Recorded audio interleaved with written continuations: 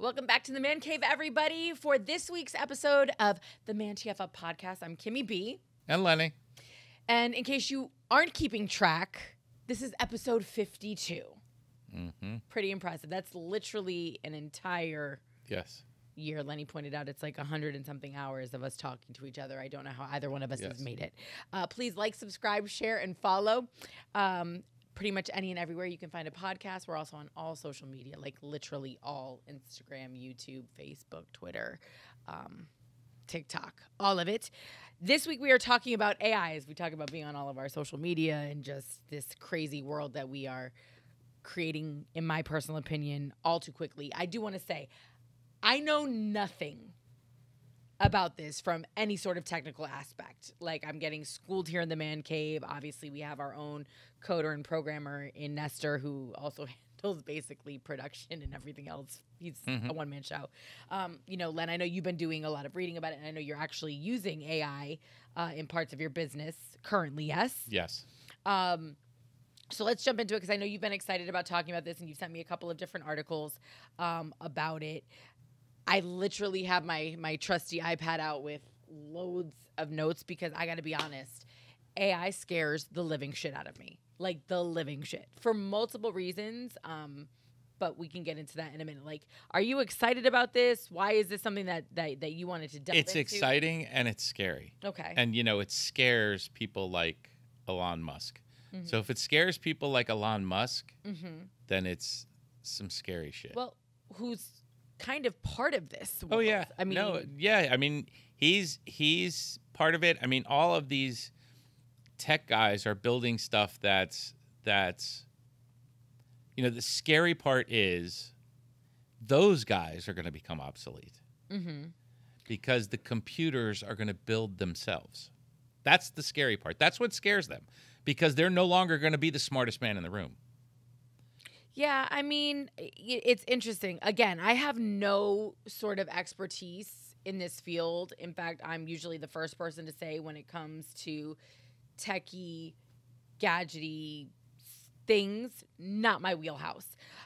So please save the draggage for another episode where I have things otherwise. She said that and it was wrong. Yeah, no, yeah. I expect to be very wrong in a lot of what I say. And listen, I'm not 100% right either, but there is some confusion what AI is versus automation versus other things. Well, I think part of that also has to do with Hollywood, right? Because we've seen like AI robot and, we've seen all of these movies for decades now about robots that act like people that all of a sudden turn on people.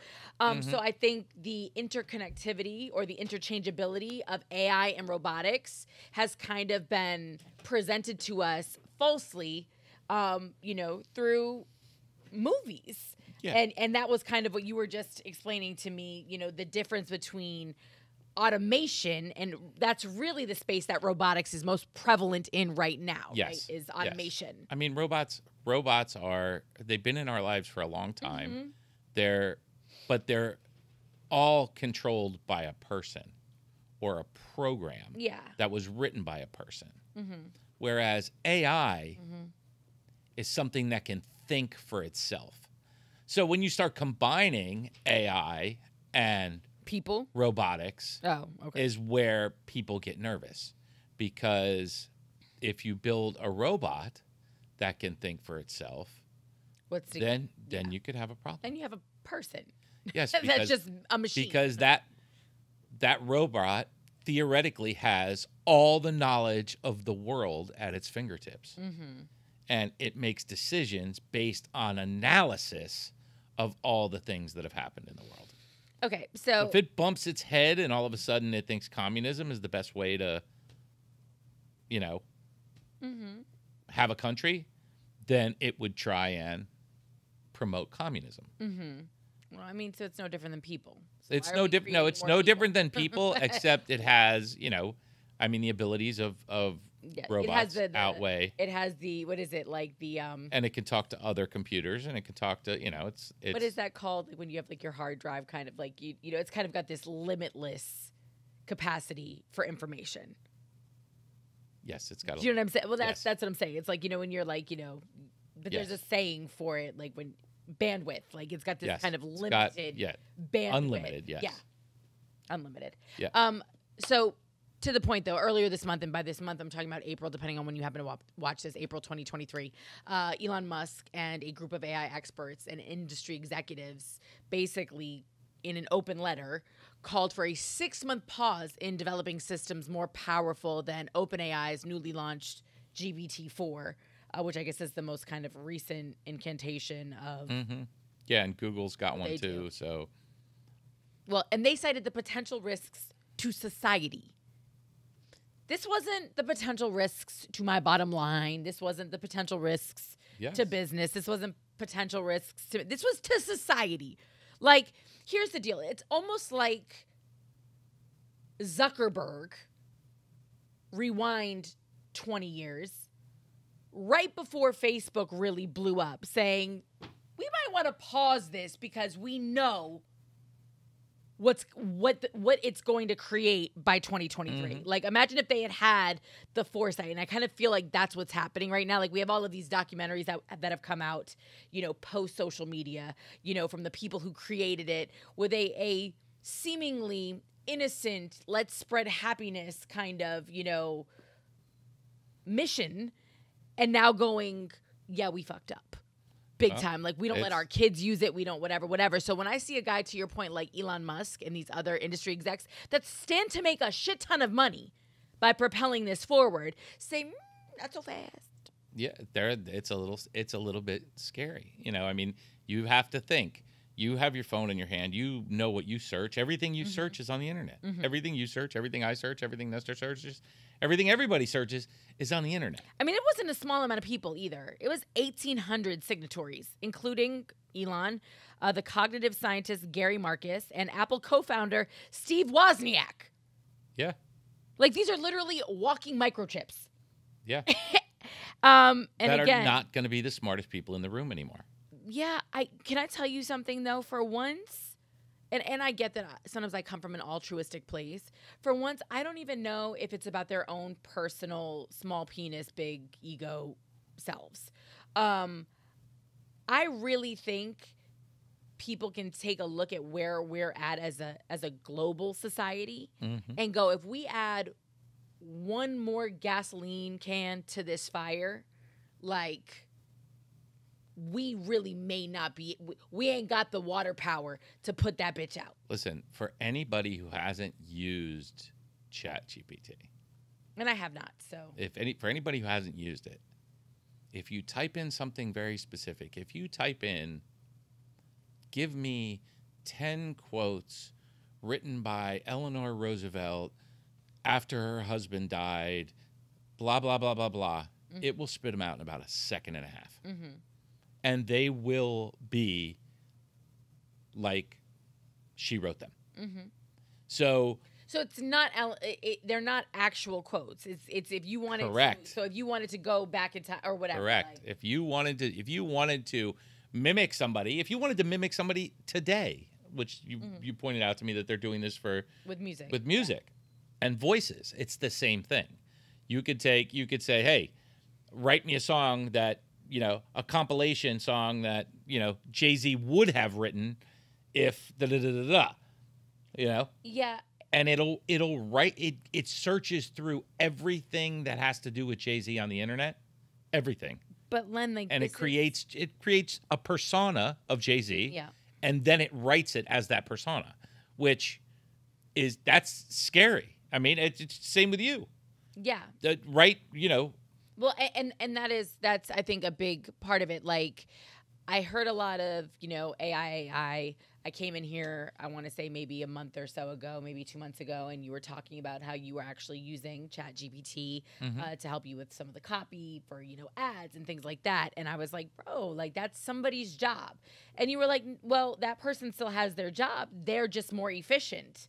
Now we can get through 4 campaigns, And trust me, the copy people want to use it. They want to use it because it saves all the research time. I get that. But it also limits the amount of copy people that you need. And I can say that now because it's starting to kind of rear its ugly head even in the world of live broadcasting, right? Like, people are seeing the faults and the failings or the shortcomings, of capitalism and of mainstream media and whatever else. And they're like, well, in order to save money, how about you let us do X, Y, Z for you? And it was funny because the owner of a company that does, some of our system, I don't want to call it back-end systems, but, they create apps and things that a lot of media companies use, sent out an internal letter, and they were basically clowning the industry, the radio industry, which is, if you don't know, and you're just watching the ManTFup podcast, I'm also a radio personality by trade. That's what I do. And they were just talking about how you're not, you're not training up new talent. You're so concerned with your bottom lines that, you're not live and local anymore. And we can actually do that for you. Basically you type in some GPS coordinates and, to your point, some information about an area, and the next thing you know, you've got a AI, I don't know what you even call them, but you've got an AI personality doing quote unquote local breaks in your Tampa market or your Miami market or your super small, Podunk, Iowa. Yeah, and it feels local. There's just not a person there. And to me, that's the big part of what we do. I'm not mad at the accessibility of information. I'm not mad at, streamlining process. But there's certain things where the human element is what makes it tick, right? Like when we talk about radio, it's knowing that, when when Broward County is flooded, it's not a robot sitting there pretending to empathize with you. It's a person who legitimately didn't know if they were going to be able to drive out of their parking garage. You know what I'm saying? Because their street was flooded 5 hours ago, right? So that's what connects your audience to your jocks and vice versa. In the industry, and I'm being very specific, but if I didn't know that, with the amount of syndication that's out there, like you said, you could have somebody take our voices, because we do this, and as soon as you put your voice out there, you are now... Yeah, target. You are, for sure. And we've talked about that on the air. We've talked about that on this podcast. But they could easily recreate the ManTFup podcast, right? And what scares me even more is we've seen what people can do with deep fake videos on top of that, right? So... now you're combining this very authentic voice that completely recreates this person that you think right? That you feel like you've spent time with. And now I can manipulate you to say anything I want you to say. Absolutely. Right? And that's very, very scary. We saw what happened, and I'm using January 6th just as a reference point, right? Because I think it's just clearly a date that will go down in infamy no matter what side of the situation we're on. We saw how easily words, and we knew that was a real, a tangible person there, whether it was on Twitter or whatever, multiple people saying things and gathering people. But we have the ability in 2023 to make a Donald Trump or a Joe Biden or anybody else that we want say whatever it is we want them to say. And for majority of the world that is not as up on this space as we are in this room, and as anybody watching, this podcast or listening to this podcast is, they're going to believe it. That's one thing we've proven over the past decade or so, and over time historically, is that human beings are susceptible to manipulation, misinformation, conspiracy theories, propaganda, right? Yeah. And now you can't even blame an individual because they may have had no part in it. Like when Donald Trump was supposedly, being arraigned or was going to get arrested. Did you see all the videos that were popping up everywhere of him fighting off the cops? And they were so legit looking. And thank God I've seen the Tom Cruise deepfake videos, so I know how good they can be. But I was like, somebody sat back and took the time to make this. And for someone who isn't like me or isn't like you, Lenny, who's not going to second guess that and do a little bit more research, they're going to believe with their whole heart that that Donald Trump was in the middle of Fifth Avenue, you know what I mean, fighting off the cops.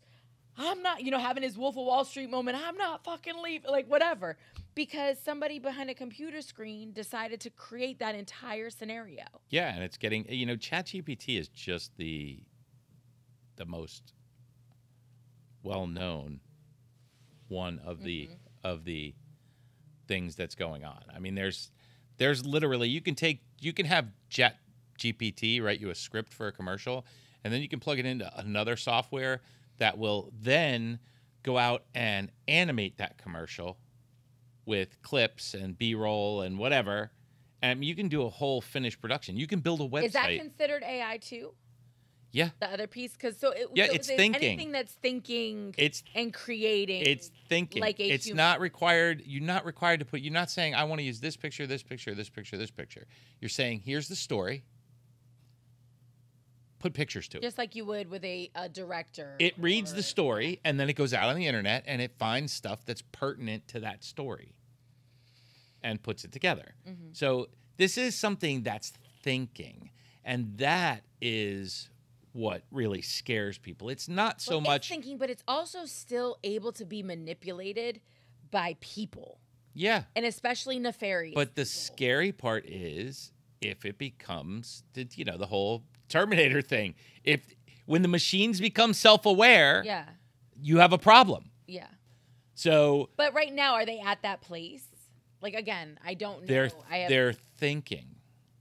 But they're thinking because of prompts given to them by somebody like you who needs a commercial. But you have to think, this is a machine. The machine's learning what is available to it. So it's seeing all of human history. You see The Fifth Element? I haven't seen it in a very long time. I don't. Well, whatever. Remember it. She watches, all this history, and it like bombards her, and it.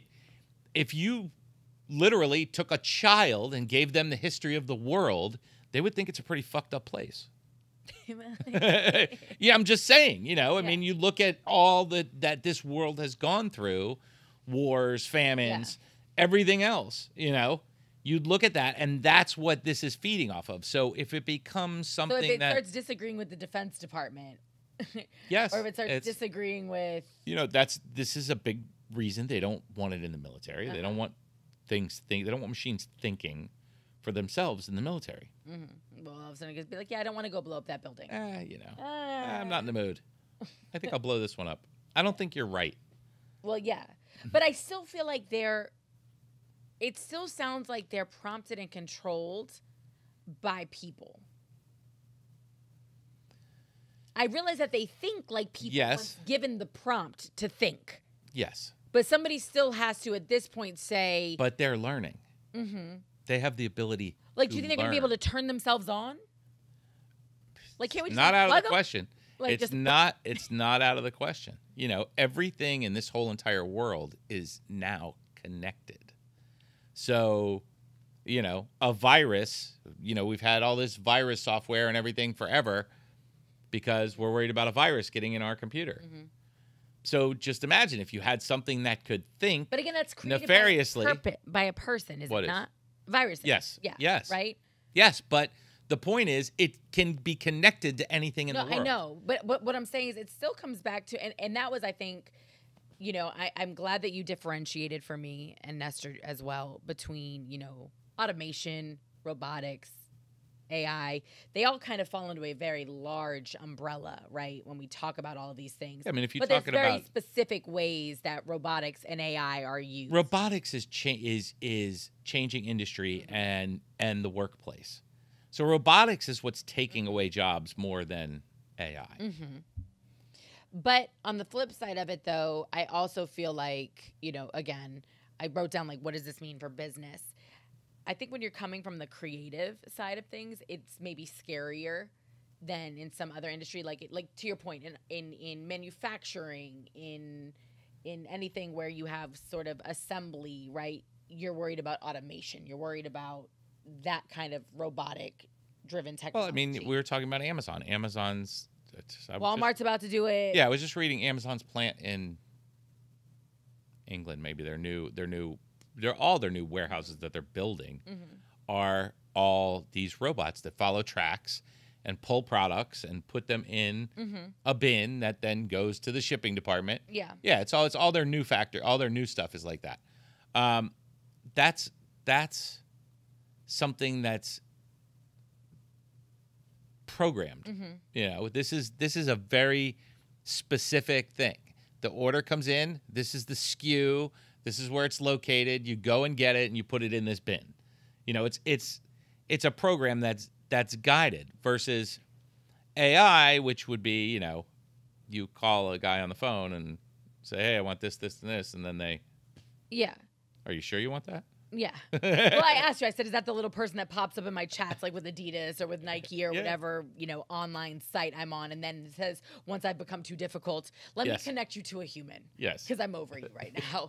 You've overloaded my circuits, ma'am. I can no longer help you. They haven't programmed me that far. But no, I think that this whole conversation brings up, you know, a lot of things, and I want to spin back to the creative side of it. And I say that because, you know, in radio recently, there's been a lot of headlines coming out. There's a producer out there, and he wears a hoodie. You don't want anybody to see his face. But he's been creating songs with, you know, very well-established artists' voices.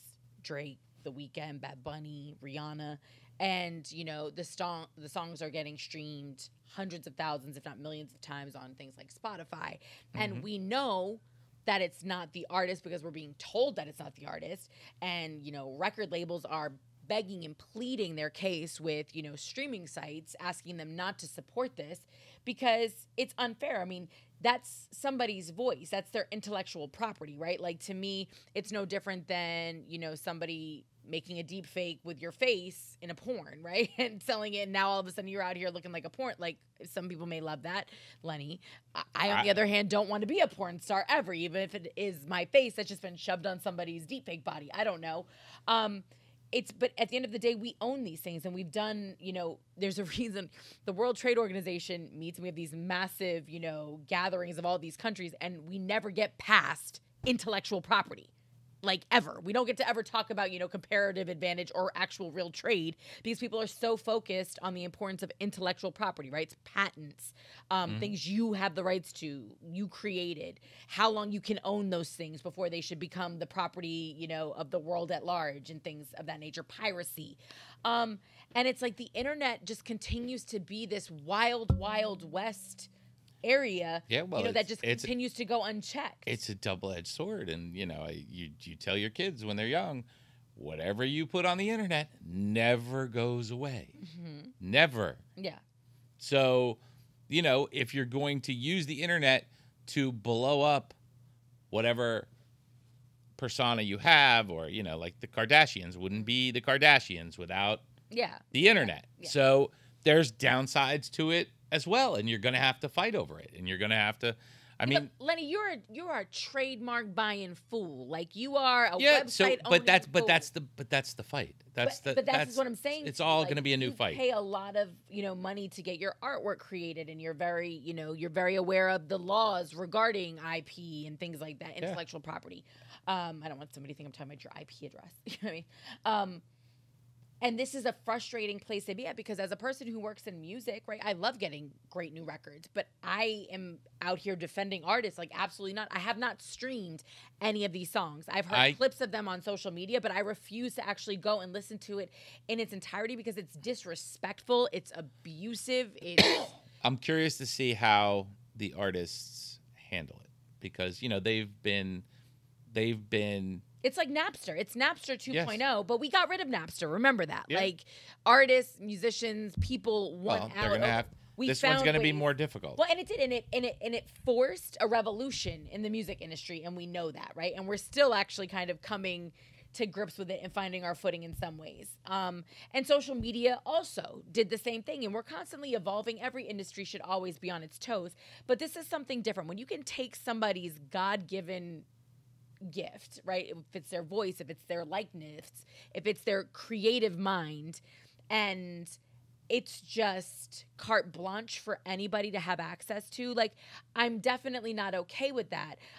You know, and the more we have this conversation, I really feel like it only exists, though, Len, in this space, right? In this internet space, because I still will pay to go see an actual musician play a piano, right? I still will pay to go to a concert and see Drake perform Drake songs. It's going to get more, you know, I mean, listen, you could literally, it's not going to be long before you could say, hey, paint me a Rembrandt.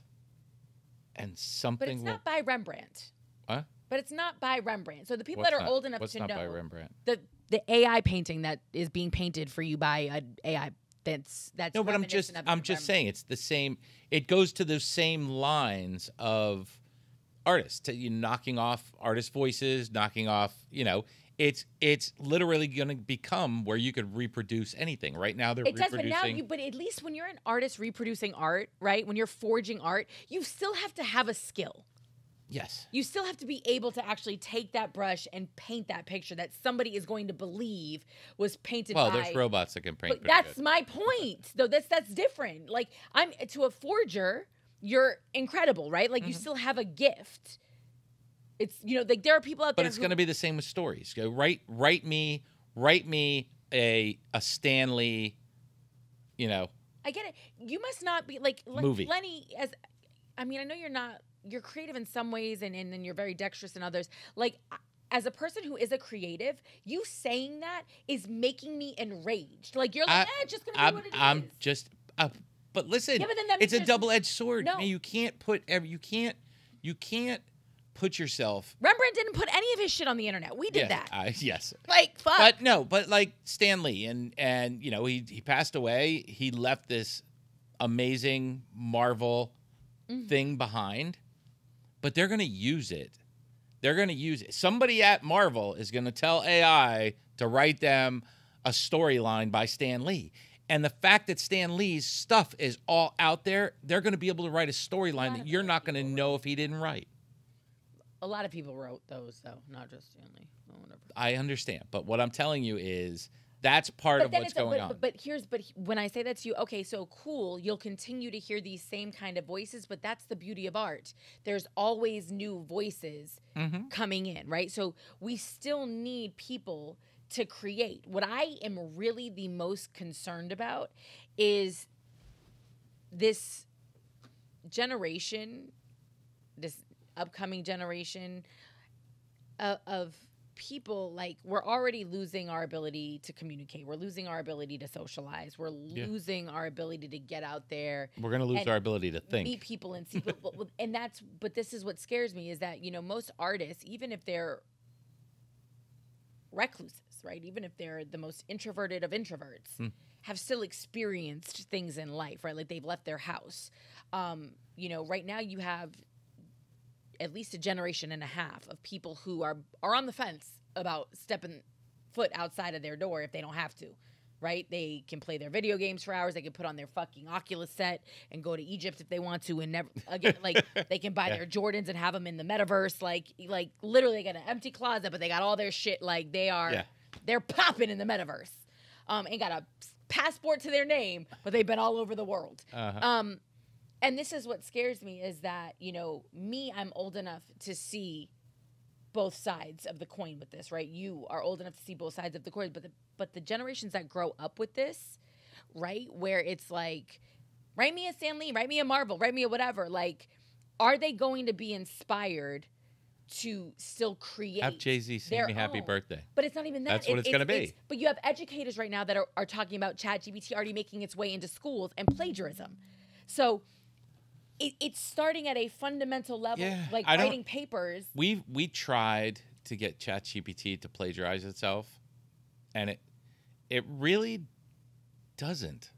You don't have to, Lenny. You're missing the point. These kids don't have to write their paper. No, I get it. So that's plagiarism. It's you're not necessarily. Plagiarism is copying somebody else's stuff. But you're not. You are. It's just being. No, you're not. You're using GPT to do the research. But it is. They're researching it and then writing it for you. Like, they're literally using other people's dissertations, other people's thesis, other people's 5th grade book report. You know what I'm saying? And then they're just regurgitating it in their own words. But it's not their research, it's other people's.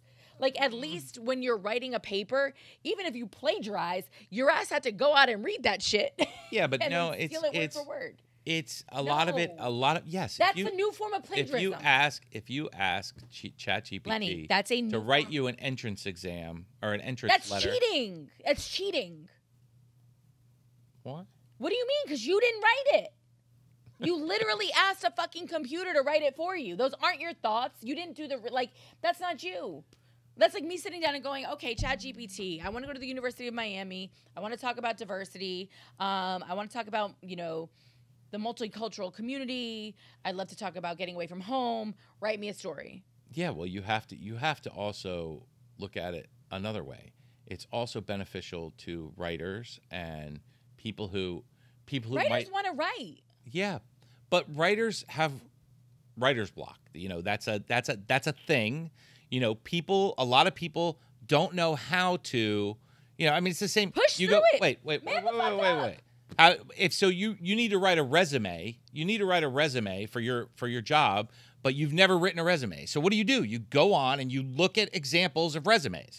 So now, but that's different. I'm going on. I'm looking at examples of resumes. Now it's doing it for you. Lazy, holy lazy. Oh my God, but that's what it's doing. We're useless. That is useless. That is absolute bullshit. And the fact that you can sit there so nonchalantly and be like, that's not really plagiarism. You would encourage your child to write their 20-page, semester ending, this is your whole grade paper using ChatGPT. You would, wouldn't you? I wouldn't encourage them to use what it writes, but I would encourage them to use it to get ideas. Trash. Because take your you have to to the library. You have to put in. To get something that's decent out of ChatGPT, you have to put a lot of input in. Okay. You can't just say, write me, a thesis on the stars. It's going to write you some stupid shit. Mm-hmm. You have to be very specific, and you have to put in these inputs. These are critical thinking skills. But then you take that stuff and you look through it and you put it into your own words, and that's really where it's going. It's a shame, but that's not, the fact. And that's the problem. And that's what some of these professors are saying is that literally now, and not even professors, we're talking about even elementary level education and high school, and that's scary. I think there's just so many red flags. I'm grateful that people like Elon, asked for basically a moratorium, but it's 6 months. That ain't gonna do nothing. And that's what there's another professor who basically deals with AI and humanity. And I don't think they're asking for it for what we're talking about reasons. For school, because kids are gonna cheat. I mean, they really want, but they're talking about it and they're like, I think they're asking about it because they're scared it's going to get smart. Well, it said AI labs and independent experts should use this pause to jointly develop and implement a set of shared safety protocols for advanced AI design and development that are rigorously audited and overseen by independent outside experts. I think they also want to put possibly checks and balances on the information that AI has access to your point, so it doesn't get too smart, so it can't be used. They don't want it to run wild. Carte blanche. Yeah, and I can see why, but it's like our society is already hanging on by a thread. Look at it this way. The whole World Wide Web is connected, right? Yep. From NSA to the kindergartner with an iPhone. They're all connected on the internet. So if something comes along that's all of a sudden smart enough to figure out how to get into all those places on the internet, they wouldn't be able to stop it. There's no way to stop it. It's like a virus 10.0. Yeah. Because it can think. A virus can't think. Someone builds a virus and they shoot it out at other people's computers. That's not what this is. This is a living, thinking being inside the internet. Well, I mean, that's what they're scared of. There's plenty of papers that have been written about this up to this point. So clearly there have been people that have been worried about the omniscience of this. Basically, one in particular said AI does not need to reach human level intelligence to exacerbate those risks. And the risks she's discussing are, basically that AI systems could influence decision making in relation to climate change, nuclear war, and other existential threats. Again, they're still programmed by people. It's still information that's being put in there. No, I mean, it's the initial thing is built. Lenny, so it's like planting a seed. Look, it's like planting a seed. It's not creating. I mean, I understand what you're saying to me, but the information that it has access to is created by people, and that's literally what they're talking about. They're talking about people being able to inundate it with biased information that would skew it's already inundated with biased information because it has access. But clearly, it can be worse. It has access to everything everything on the intranet. You know, that's the but again, problem. and that's what I'm saying. Everything on the internet is not real. Everything on the internet is not vetted. Everything on the internet. ChatGPT has access to. Why would you want something that pulls from that though? ChatGPT has access to this stuff to write whatever you want it to write. That's not what they're worried about. They're not worried about that. They're worried about it thinking on its own. They're worried about it writing things and putting it in places where it doesn't belong. You know, the teleprompter at a news station, it's connected to the internet. But you know, why would AI do that? Well, see, no one knows because AI is influenced by everything on the internet. By people. So we're the ones that contribute to the internet. It's influenced by everything. There's not a left and right AI. There's not a left and right AI. It's itself. It's a machine.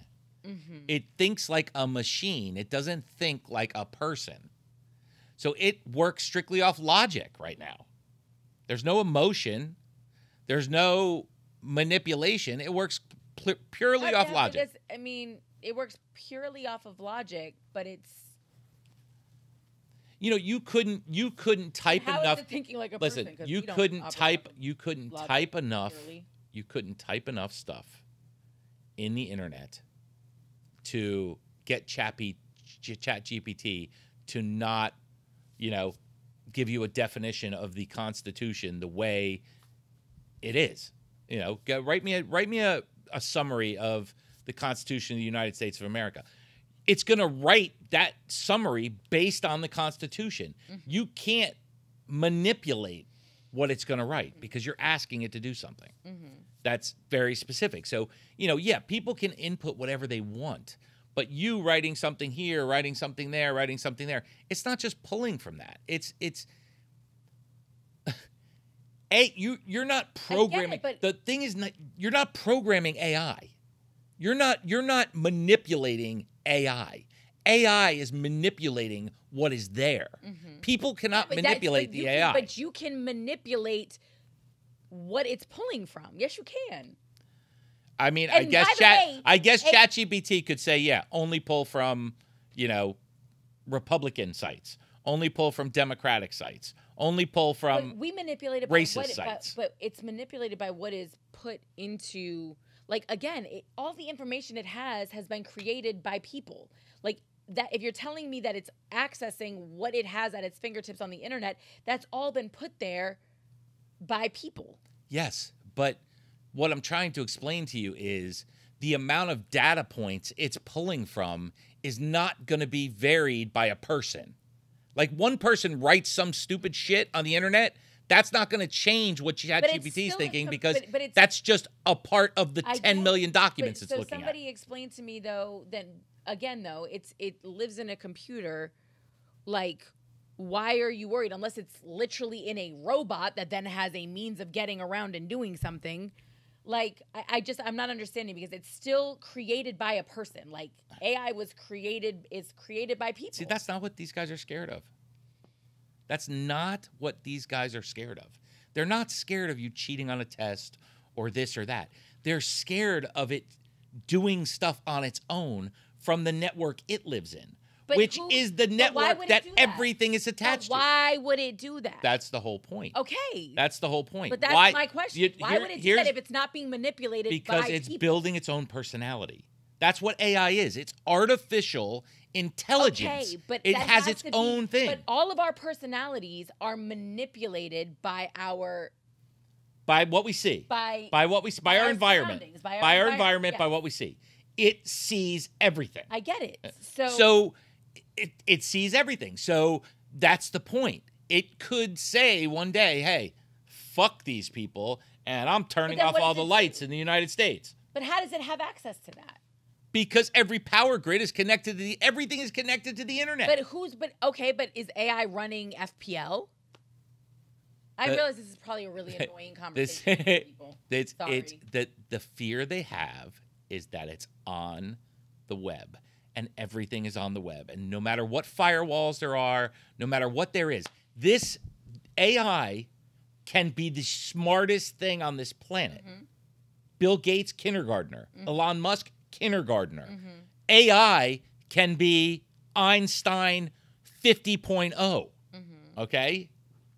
It has the ability to teach and learn itself, and it has all the information in the world to learn from. I get it, but that was given to it by humans. Because they made a program that can think. That's what they're scared of. Because it can think and it has access to everything. So if it can think and it has access to everything, who's to say what personality it's going to have? That's what I'm saying. So don't put it in everything. Like that's what I don't. If you put anything on the internet, it's in everything. It's on the internet. No, ChatGPT is not in my phone. I get it, but it's on the internet. What I'm saying. Yeah, but ChatGPT is getting information that your phone is getting. You talk. You're missing what I'm. No, but listen. My point. This is where regulation comes in. So I'm with Elon and I'm with all these other people who believe that it needs to be regulated. And no, it shouldn't just have access to every outlet and every, I always picture it like veins. Yes, you're absolutely right. There should be regulation. There should be this. I mean, if that's what we're going for, but I'm worried about it for other reasons than it being the smartest. They're scared that it's going to become too smart.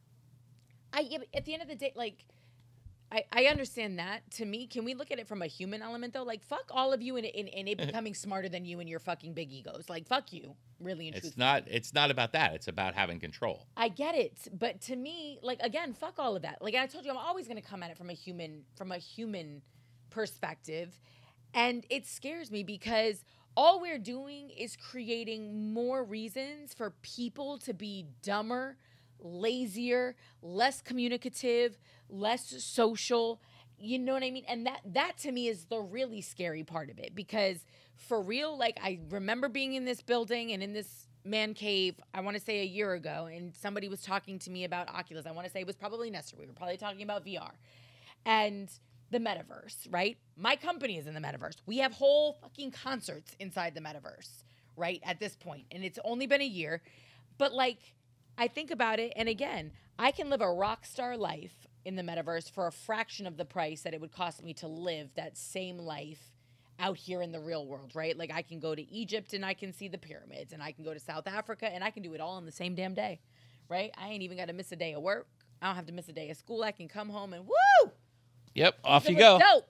All right, I went to the Leaning Tower of Pisa. Oh, and I was at the Travis Scott concert. Like, all of it. I've got all the hottest, like,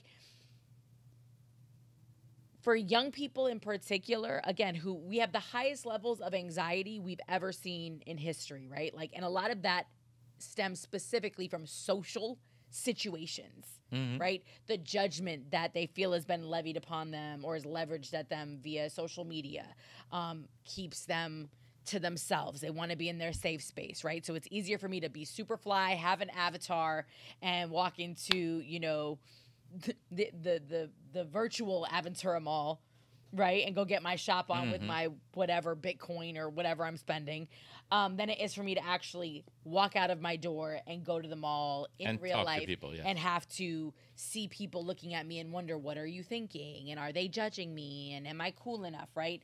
And with things like this, as it gets more and more out of control, I just feel like we're losing society. We're losing our connectivity.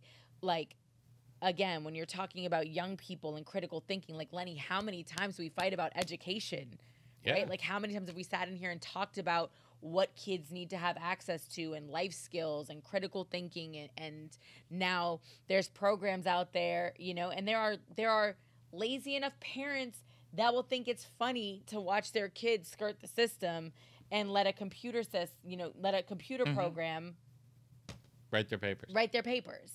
All the way through a possible, doctorate at Yale. I don't know. You know what I'm saying? Including their entrance exams. Like, that's so sad to me. Like, creative thinking is just as important, in my opinion, as critical thinking is.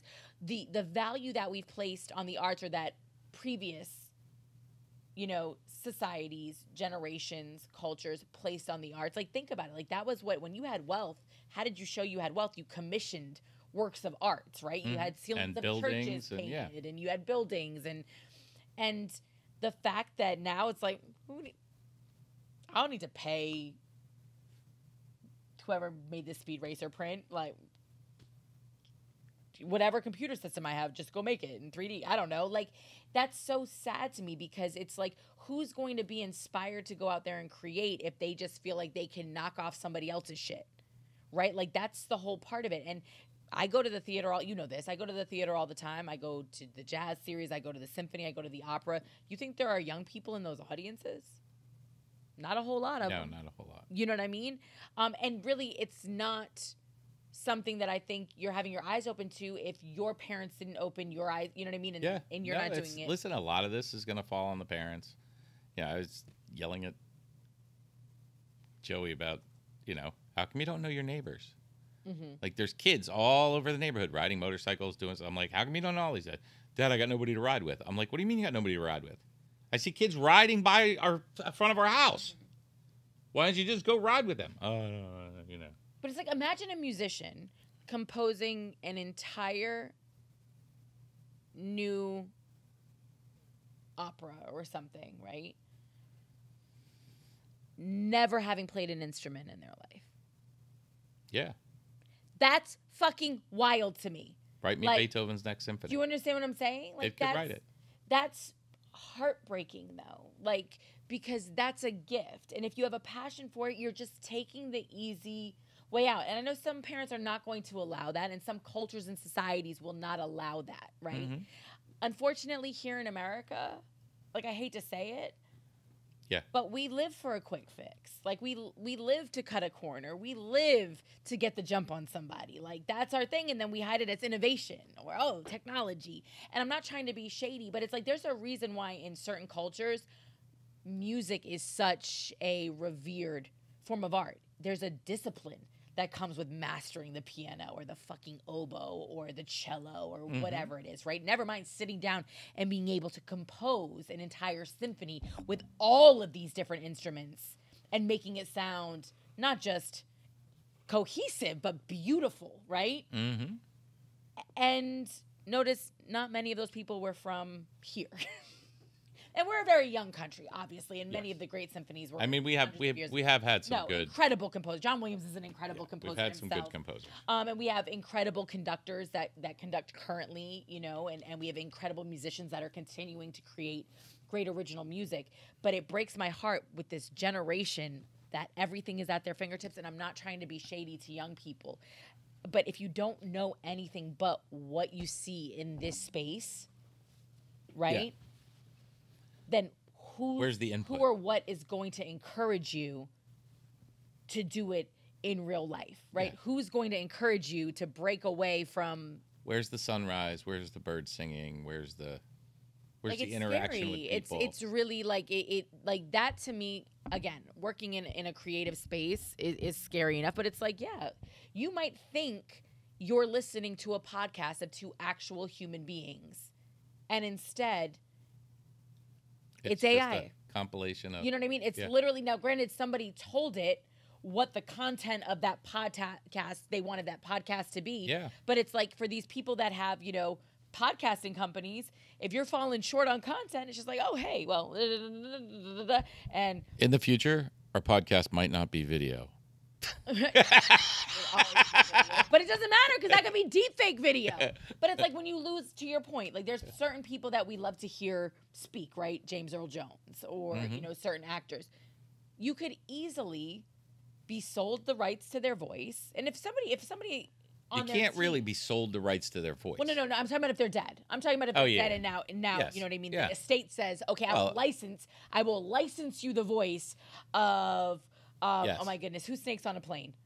Samuel L. Jackson. Yes. I will license you the voice of Samuel L. Jackson. Except he's still alive. No. Do Michael. I just said. Let's do the Michael Jackson. If you were to pass, if Michael Jackson is dead, okay, fine. And the state decides to say, I was not killing off Samuel L. Jackson. I'm well aware that Sam is still alive. I was using it as an example when he does pass. But yes, Michael, I want to license this to you because they're already doing it with holograms, and now you can create new Michael music. Sure. Well, Michael music, or like I said, I was saying it lullabies. But I was saying it for reading, like reading purposes. People love books on tape. And you want to say someone's, you know what I mean? Yeah. It's like that's, so long as somebody is being compensated for their likeness, whatever it is, then I don't feel like it's an abuse of the art form. But there's a lot of people that don't want to see holograms. right? Like, there's a lot of people that are like, that's creepy. I don't want to go to. Bruce Willis, he sold his image. Now he's sick, right? Yeah. So he sold his image to make movies in AI. See, he signed like 3 weeks ago, 2 weeks ago. So yeah. I don't know if you can hear what Nestor said, but he said, Bruce Willis unfortunately has a degenerative brain condition. So he recently sold his likeness and his image to be used in movies via AI, which is wild. Yeah. And now he's going to live forever. Yeah. Yep. And we'll get the same Die Hard. It'll be Die Hard 7007. Yeah. He's going to get digitized. I love it. But I want to see who the next Bruce Willis is. And that to me is the bigger, is a big concern. I don't want capitalism to be so in awe, like, because that's the other thing in this country. We love a bigger bottom line, right? We love that. So to your point, Stanley, if I know, or just a bigger bottom, if I know what works, well, not everybody loves a bigger bottom, but sure. In Miami, we love a bigger bottom. But anyway, people love to have more money. So if we can find ways to recreate what already, it's like Fast and Furious will never fucking end at this point, ever in life. Nope. There's going to be Fast and Furious 2012. Yeah. It's going to be the Jetsons. Not the year, like literally, installment 2012. And that to me is like crazy because, again, it goes back to the creative. How do we encourage look at 007, still going strong. Yeah, but that's new shit. We constantly get new people playing 007. We constantly get, that's something that the internet loves to engage in. I personally would have liked Daniel Craig to stay a little longer. I think he was one of the better 007. He was fantastic. Apparently 125 mil wasn't it? He's like, yeah, I'm going to go now. But that's something that we come together as a community to fight over who the next James Bond should be.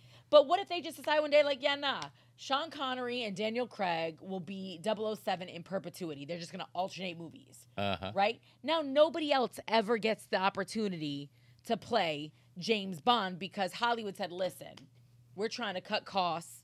These guys work, and we don't really have to. We don't have to pay them. We don't have to take out insurance on them. Yeah, but I'm sure that Bruce Willis cut a pretty lucrative deal on his likeness. The point is, I want to see new artists. Like, this is scary for the arts because if we can just go with what we already know works. Okay, we've got Banksy, we've got to your point, Rembrandt and Picasso. We've got great artists that exist right now. Imagine if we just said, there goes the cutoff. No new artists needed. No new artists. These people already sell and make money. Yeah, well, I think with music, Andy Warhol. I think with music, there's going to be always new people because that's a voice. With movies, it's leaning more towards, it's the better that AI gets, the more people they can put in to that. But I get that. But guess what? If I'm no longer getting my music from terrestrial radio, right, for whatever reason, and all I'm doing is streaming on Spotify, are those real artists? Or are they just manufactured AI artists? Well, that's a good question. But they're not going to be copies of, a manufactured AI artist. Like you have a voice.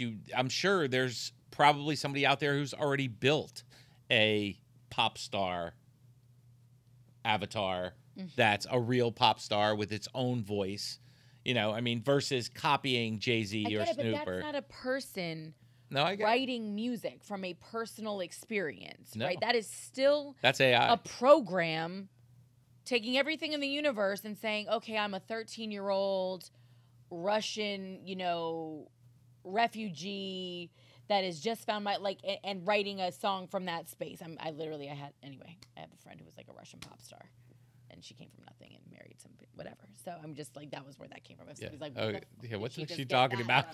That was a personal friend of mine who actually was like a Russian pop star. But like, that's not the same. That's not a real human being's story, and that's what is. That's the glue that is art, whether it's music, whether it's, television media, Hollywood. And again, you're talking about companies that have bottom lines, and they're always going, and unfortunately, we prioritize profits over creative. Again, AI is scary because of that. If you want to put it in a scary term that you like, I prefer apocalypse stuff, but if you like the art stuff, yes, AI is going to be able to think and have its own personality. Yeah.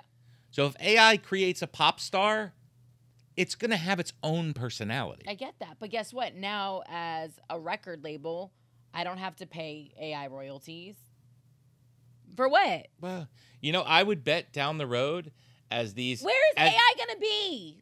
I would bet as down the road, people are going to start creating these AI entities and having control over them.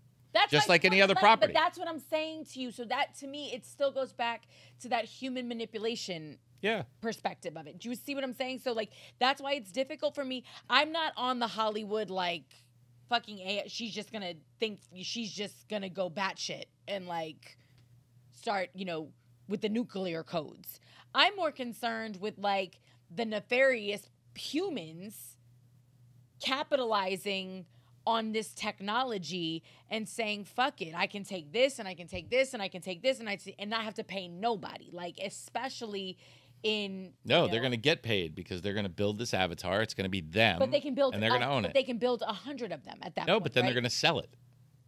I get that. They're going to create a pop star. I know, but who... And then they're going to sell it. To whom, though? Spotify.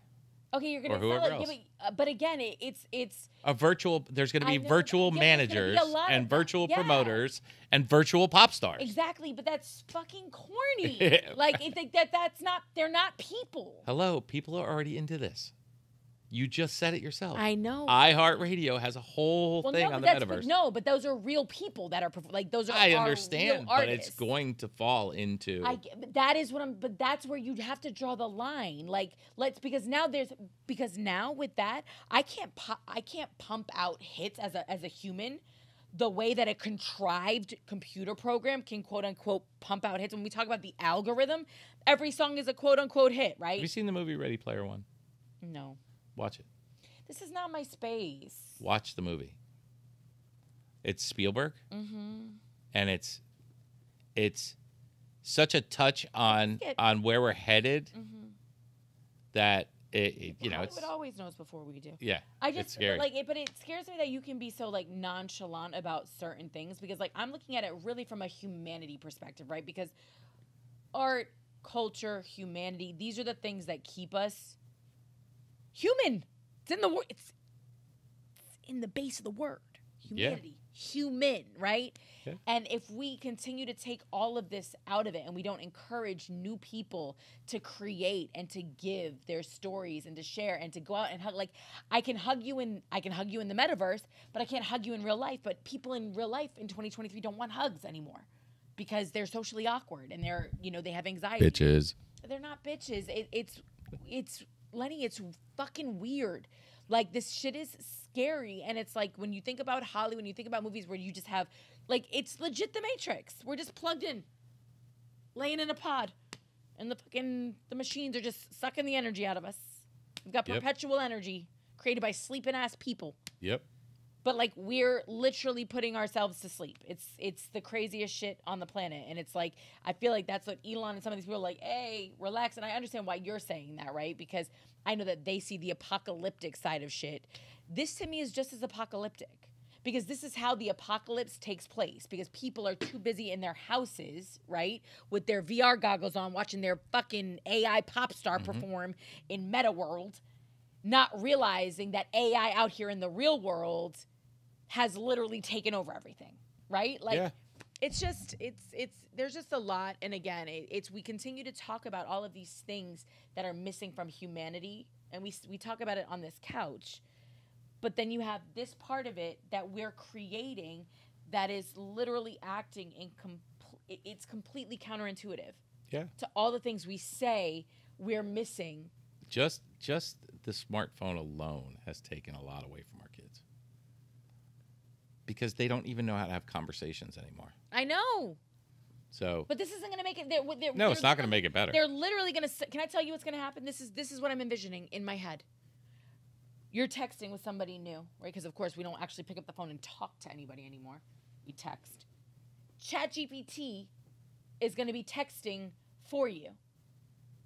I want to be a little bit Ryan Reynolds and a little bit Bruce Jenner. That's so scary, Nestor. Nestor just said it's already doing it. Like, I want to be swaggy. I don't know how you would even word that, but like, and it's going to carry on the conversation with the other person. So it's like, I'm not even talking to you anymore. Yeah. I'm literally talking to who you would like to pretend to be, who your avatar is in meta world, right? Like, it's completely contrived. Like, how do you teach people to embrace who they are, their quirks, their shortcomings, their idiosyncrasies, all of these things, when they can just create, the quote unquote, the cool kid or the cool girl, which obviously AI can pull from its billions and billions and trillions of... Answer this like I'm Kim Kardashian. Yeah. That's wild. That's sad. Scary. Oh, well. Like I said, clearly, I know absolutely nothing about this, so this is just a impassioned conversation about a topic I'm sure many people need to do a whole lot more research on. Just know, Lenny, I do want to I know we're all fucked. We're not all fucked. Shut up, Len. We're all fucked. Lenny, be quiet.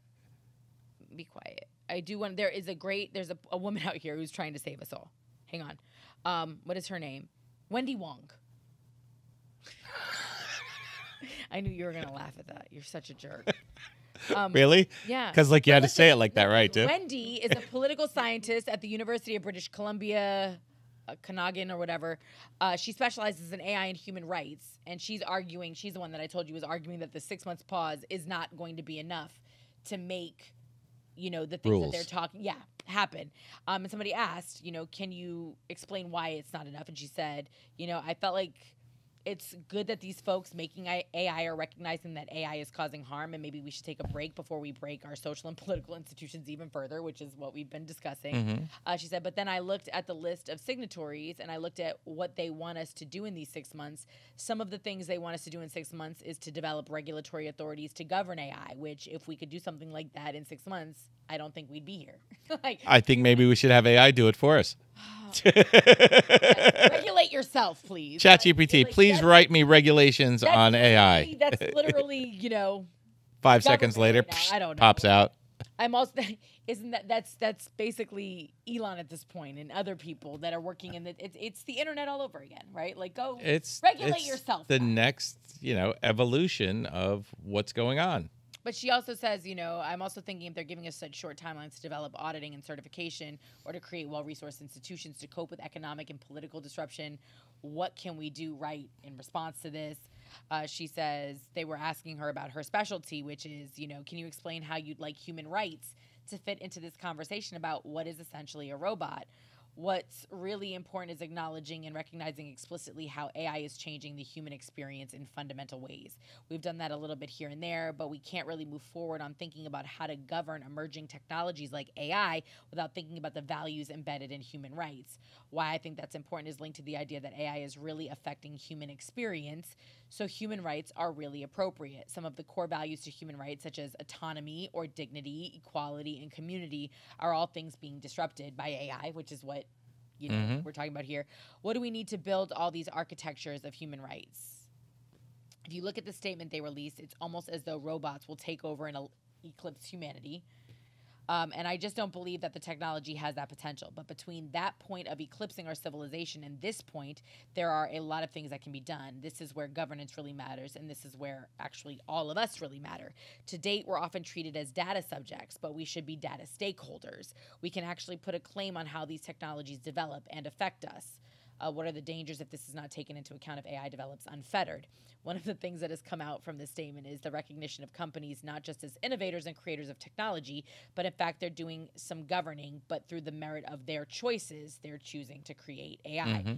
These are choices they made for corporate reasons, perhaps for competitive reasons, but they have huge effects on how we live our daily lives. And then I think the last thing was, if you could suggest a way that citizens could become more engaged with this, what would those ways be? The onus is not on all of us. The onus should actually be on governments and regulatory frameworks and corporations developing these technologies to help us all jump into this new age of AI. There's a need for digital literacy. It's like so much of this shit is there's, yeah, and this is part of what I think of as fundamental set of skills that everyone needs. It should be a part of education now for everyone in the age of data and AI. It's really trying to understand that when you get an output from an AI, you have to understand where that came from and why it's not magic.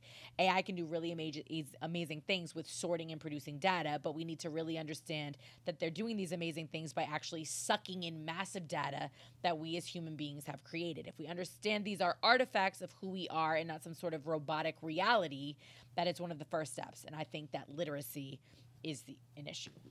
So, like I said, keep reading, people. Yeah, Don't but let you can AI also tell you about AI. You can also use AI to do your research and not write your paper. So just keep that in mind. You could say, AI, pull me, ChatGPT, pull me all the research on the lunar landings from 1969 on. It'll pull you all that data and compile it and organize it. And it doesn't necessarily... there are people that do that, though. Yeah, but I mean, if you're... a research assistant... Is that cheating if you're a student? Listen, if you're a student and you have to write a paper on, the United States going to the moon... Yeah, you know how much... ChatGPT is cheating if you ask it to pull you all of the data that... Right now, yes. I think in 20 years, when it's become a part of society, when it's a part of education, and that's a recognized tool. But at this point, fuck yes. Like, that's a huge part of your collegiate experience, is doing the work, is putting in the time, making the effort. It's finding your sources, citing your sources. You know what I mean? Like, yeah. It'll give you citations, too. I know it will. like, you know how many people lost... You know how many people lost letter grades turning things in late because they were writing their bibliography? But it goes back to your whole, man the fuck up, do the work, stop being fucking lazy. And I just love that you're the first person to sit on this couch and harp about how lazy people are, but then literally any tool you're given to cut a corner, to give you some extra time. It's not necessarily to cut a corner. I mean, you have to think marketing. Right? Just marketing in general. Any product. Doesn't matter what it is. You, in 5 seconds, could get the best marketing strategy for a specific product to a specific clientele. I want to sell straws to 30-year-old girls in Iowa. So it will write you the marketing plan. If you are trying to become masters of time management, right? I think using AI is probably highly beneficial, right? You're teaching people how to prioritize their time, utilize your resources.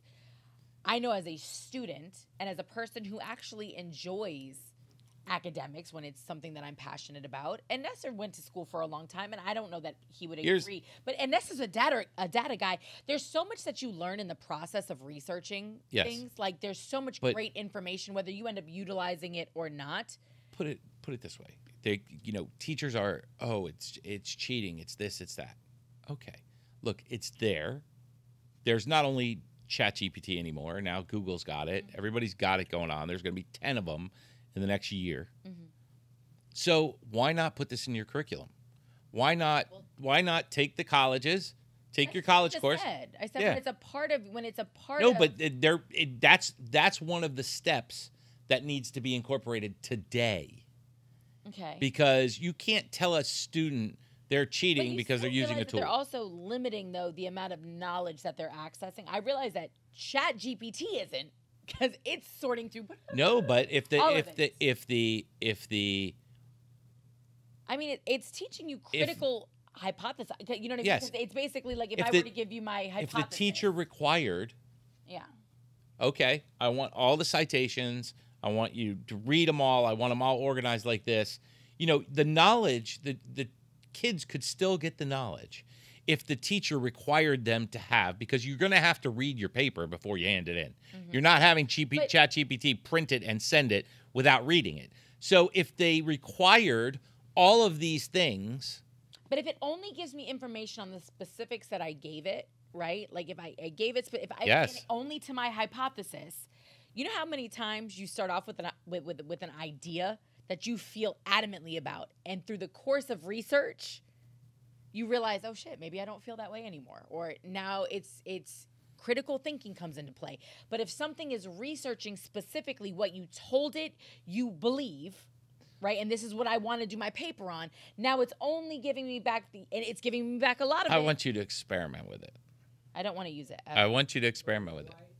People can defend the paper, which is different. That's why I took classes in Harvard Extension, next to Harvard, and all the classes were case studies. Yeah. So case studies, they give you the ability to understand information, process, and defend. Yeah. So in those cases, you need to teach us how to change the strategy, how to give me a paper, and I'll defend it. Yeah. You see? Yeah, I mean, but so basically, it's writing. It doesn't necessarily have to write the paper. Defending it.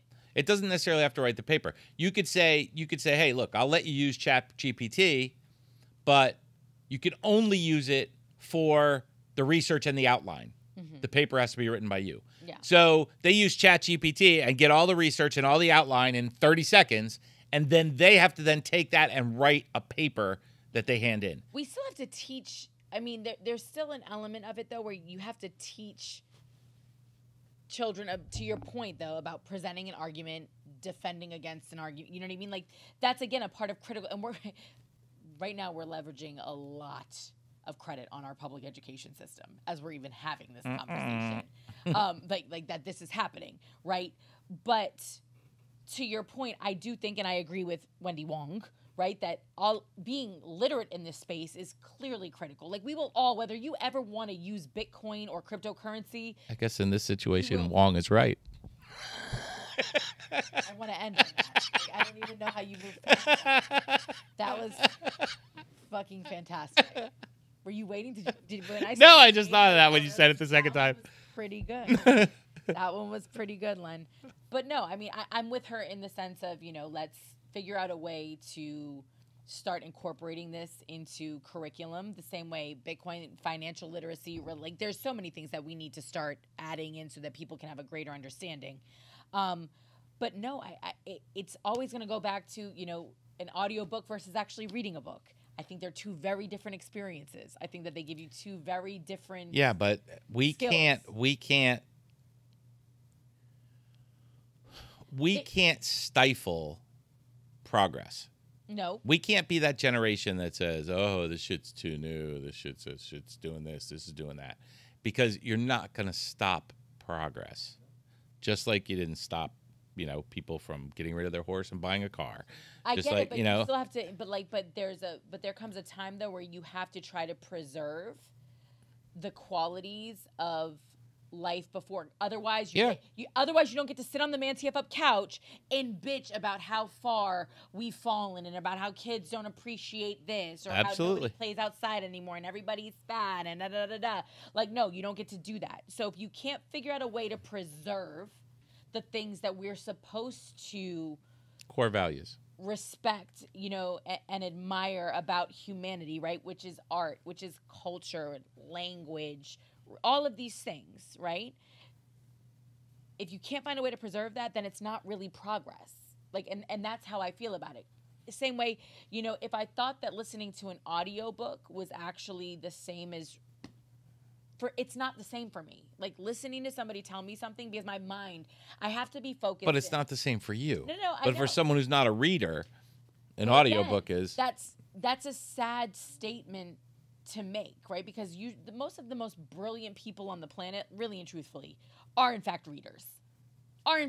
Yeah, but a lot of people learn differently. You get your information from. But that desire to learn, that desire to sit down and read and to scour pages, and that's the same thing that's telling me even about research. When I was in school, as much as I procrastinate, one of my favorite parts of all of that was the research part of it.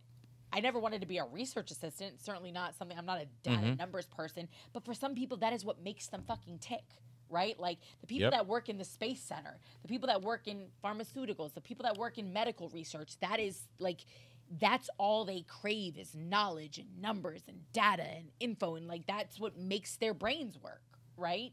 So something else doing that for them is literally going to be stifling, right? And then to the business person who's trying to operate at an Amazon level with a team of 10, this is fucking brilliant. It's brilliant, right? So I understand, you know, the blessing and the curse. And I think that that's the most important thing to continue to talk about, is that, you know, you don't have to lose one to benefit the other. Like, you can still acknowledge, like we talked about crypto, some people absolutely love it. Other people, when they think about it fundamentally, are like, yeah, not so much, right? Like financial freedom, and they can't track you and they can't trace you, and then other people, that's over with. Various whatever. You know, well, regulation. I do believe in regulation. Like, that brings up another conversation that we can have in a future podcast about regulatory efforts and do's and don'ts, and having people, you know, that are overseeing what's going on. I think a world without regulation is a very scary place to be. And that's, you know, I think very apparent when you have people like Elon Musk, again, not fans of regulation. None of those guys are fans of regulation, right? Because it's it's stifling to them. Yes. But when they're saying, skirt, we need some regulations here. We need some stuff. Well, like you said, you started. You know, there's always scary stuff. I mean, Stephen Hawking said, you know, Stephen Hawking was scared about sending messages into space. Because if there's really an advanced civilization in space and they don't know we're here, why do we want to tell them? We just told them. Why do we want to tell them? It's like taking the light. Yeah. The serial killer's outside and you got your flashlight out. Hey, look, we got BB guns. Why don't you guys fly over here 1,000 light years away and take all our shit? No, yeah. Like, again, and maybe I'm just a Renaissance person. Like, I enjoy technology and the benefits that it brings to me. That's not necessarily the space that I operate in, though, as I said from jump.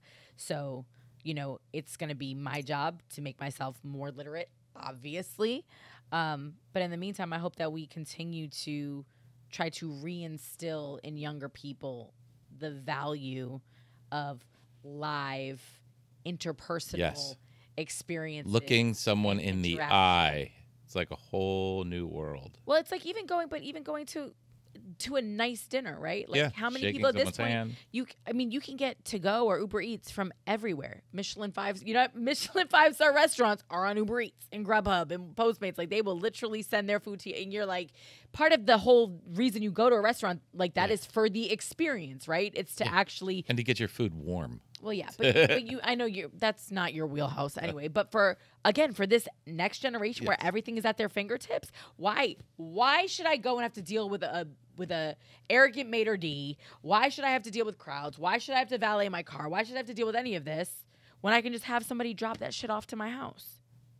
Right? So it's like, we need to get back to experiences, because that is what that's what a life is. Human experience. That's what life is. Life is that. It's a collective, you know, group of experiences, one after the other, that make your life well lived or wasted. Correct? Yep. But if you ain't ever got to have them, you fucked. Well, fucked. Did you really live? Or are we just the cogs in the matrix? Oh, we're definitely in the matrix. All right. Listen, like I said, don't say we didn't warn you. At least I did. Definitely no sort of expertise in this space at all. Come at it. But we want comments. We want comments. What do you think about AI? Are you as scared as I am of this? Like, do you see it as a benefit? Like, is it a tool that you're ready to take advantage of? You know, do you want your kids using it in school to write their papers? Do we need more regulation? There's so many great questions. I think that was really all this was. This was a legitimate conversation. This wasn't even... We're fishing. Yeah, for sure. Would love your insight and information. Drop them in the comments, especially on that TikTok and Instagram, the YouTube Shorts. Follow us everywhere. Listen to the podcast. Please, again, like, subscribe, share, and follow. And we will see you next time for whatever the hell it is that we're talking about. If, of course, AI hasn't taken over the world. Right? It's taking over the world. Peace out.